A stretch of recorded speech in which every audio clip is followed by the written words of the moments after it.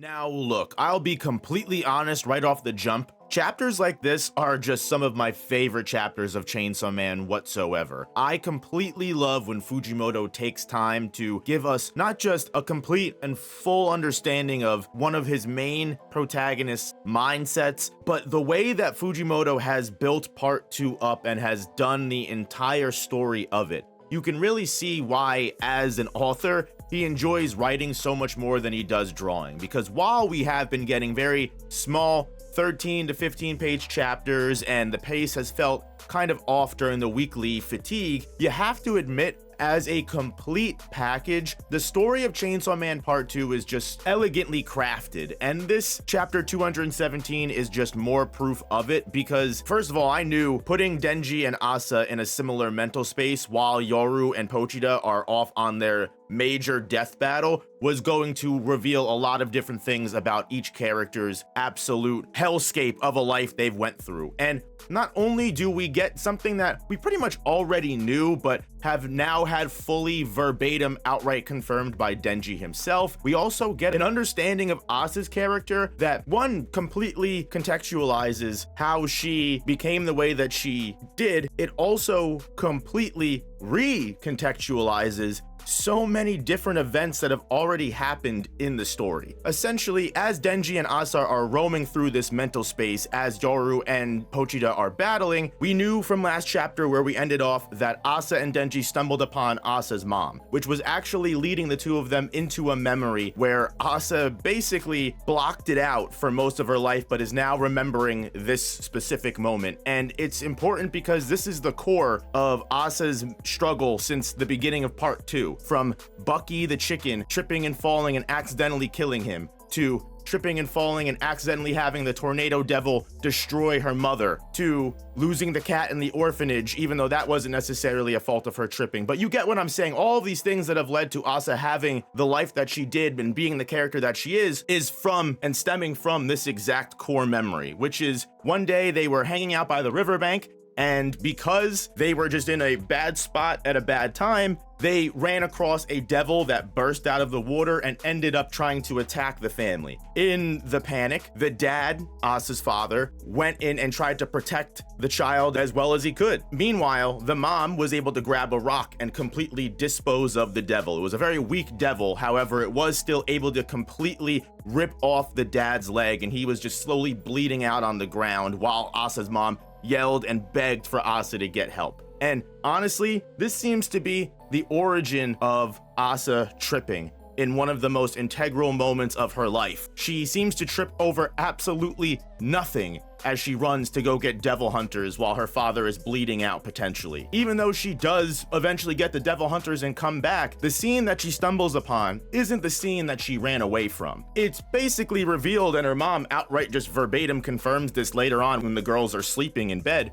The father was bludgeoned, in the head, and that was not something that happened before. Clearly, Asa's mom, in that split second where everyone was gone, took it upon herself to just completely outright murder Asa's father. And as the two of them are laying down, Asa's mom isn't stupid. She can see the way that Asa is looking at her. Asa's mom is well aware that Asa knew her dad wasn't dead before she left, and that her mom was most likely the person that killed him. This video is sponsored by GamerSupps, the ultimate energy and focus formula. Use my code NOOP now for 10% off, and thank you GamerSupps for sponsoring the channel. You can definitely listen to what seems to be a battered woman's explanation as to why she was more than willing to take this opportunity and let her husband die. For one, if he just lost his leg, he would be even more of a burden on them, as apparently, according to Asa, he drank all the time, happened to get violent for them every so often. He wasn't working at all already. As she mentions, life would just genuinely get harder, and the payout for the insurance would not be enough to cover all of the extra stress that would happen. However, if he gets killed by the devil, that's probably big time life insurance, because assuming that devil deaths are very common in this world, and we know Chainsaw Man's world has been built around the idea of there's a whole orphanage for children that die of devils and don't have parents anymore. The government has things in place for these things. So obviously getting a big devil, payout for death makes sense. And apparently Asa wasn't even going to be able to go to regular high school without these payments. facts. Sure, the mom also justifies this person's death with saying that, oh, he was cheating on me, he was a shitty guy overall. Now, again, a lot of people that I've seen in the community are directly calling out that if he was really this terrible, abusive, awful father, why did he risk his own life to protect his daughter? I understand why you would see that, but I also understand the other side of sometimes being abusive, you know, being a drunk, being violent, and feeling bad for yourself, so bad for yourself that you're a toxic person to be around, and you take that anger, that frustration, and that self-resentment out on the people around you. That doesn't always mean that you absolutely fucking hate your family. Now, again, I'm not justifying, you know, terrible parents. You know, if you're a terrible parent, you're a terrible parent, case in point. However, it doesn't surprise me that a father that is really just mostly, you know, mentally abusive and physically abusive when he's wasted because he's down on his luck, he doesn't have any work, he's always drunk. Again, not excusing that behavior, but what I'm saying is it's not out of the ordinary for someone like that to, at the very least, try and protect the child that they gave birth to. It could even be, if you want to look at it the worst possible way, a sense of control. Like, you can't hurt my daughter, devil, only I can hurt my daughter. You know what I mean? Like, even if you want to look at it at the worst possible way as the father just being a downright unforgivable, irredeemable person. However, again, human beings are very complex, they're very three-dimensional. It's not an excuse, but it is always, you know, important to recognize that there are multiple things, because again, from this point on, Asa learns what she actually ended up doing, her secret that she kept to herself and didn't tell her mom. Through Asa's experience, Asa actually didn't like her dad either, and actually on the way to go get devil hunters, she tripped and fell, because tripping and falling and getting hurt would actually result in her taking longer to actually get help. And potentially in that time span, her dad wouldn't die. Now, normally, Asa would have thought she was a bad person for this, and it would have ruined her life exponentially if, you know, that was the reason, right? However, if you really think about it, Asa hearing her mom's own excuse in that night just proves to Asa that when you have the opportunity to do something like this, you take it, and you can't be blamed for it, right? Because, you know, you have your reasons. And again, how I said that this recontextualizes a lot of things. If Asa forgot the very first time that she tripped was on purpose, was every single time that Asa tripped in the series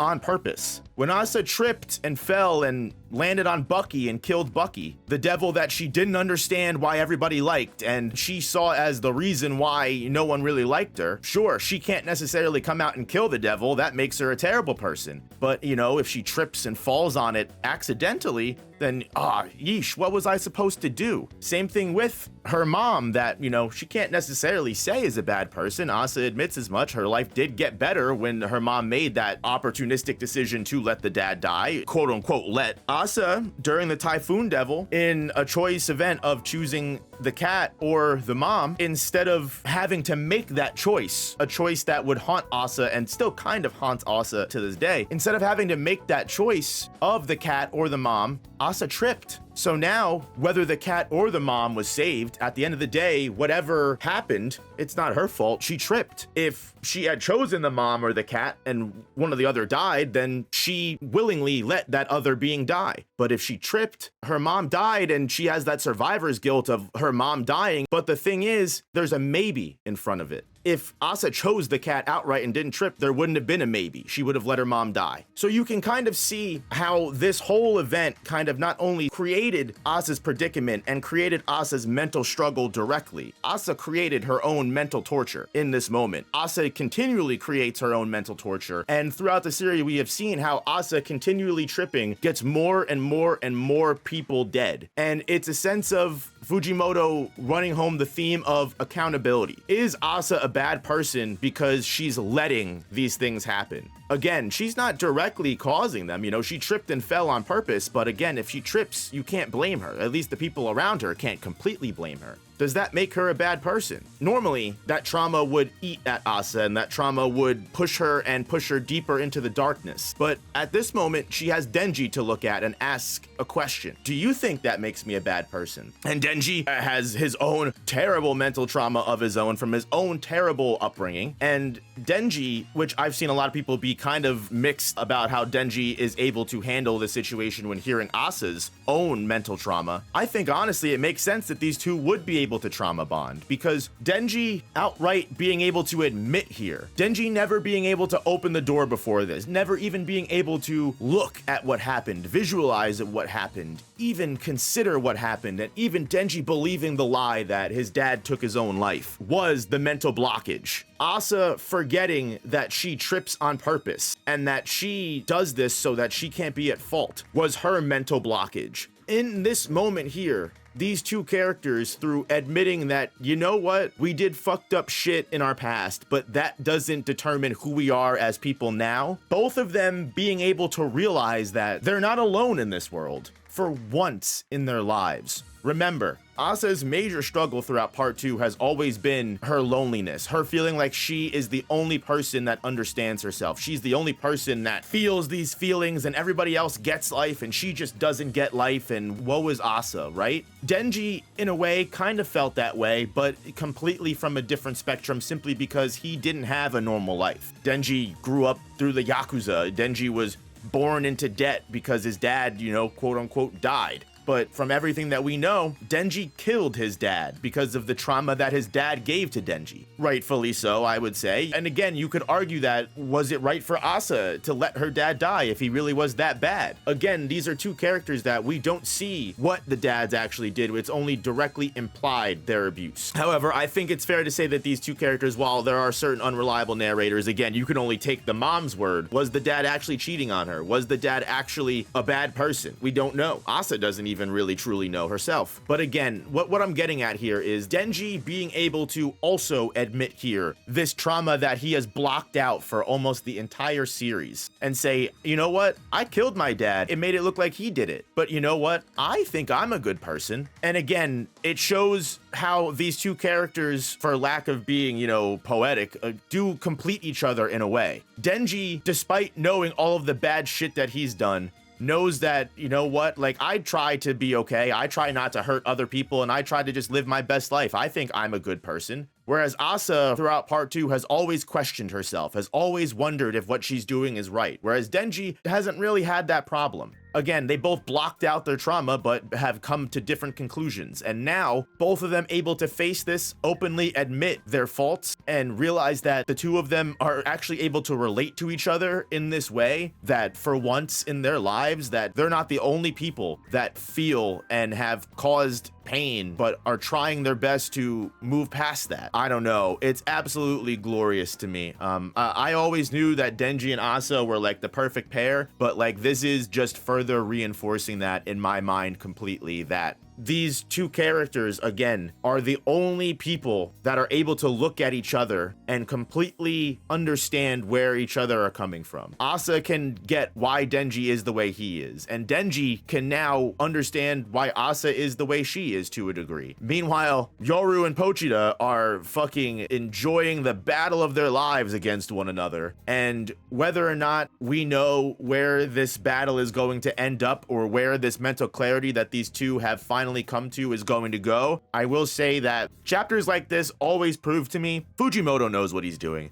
Fujimoto has always known what he is doing, and there'll never be a moment where he doesn't. Even when part 2 does eventually conclude, there will always be, you know, people that talk down upon it and hate it for its weekly experience. But even now, I'm very much convinced that by the end of all of this, Chainsaw Man Part 2, while being completely different from Part 1, will succeed in one of its aspects, and that's its characters and the overall plot. Or at least its main characters. Its side characters are booty. But main characters, Asa, Denji, absolute peak writing for me. Let me know what you guys think in the comments below. And of course, as always, I say it in every video, there's plenty of other Chainsaw Man content, not just on this channel, but also on the main channel. If you want to see Chainsaw Man Part 1 take on the Shibuya incident, you want to see my take on the STD Devil, or even on this channel, I've got all of my thoughts on the primal fears that we've seen, at least some of the more recent ones. With that being said, hit that like button if you enjoyed this video. Thank you so much if you made it all the way to the end here. Don't forget to follow me on Twitter, Instagram, TikTok if you want more content.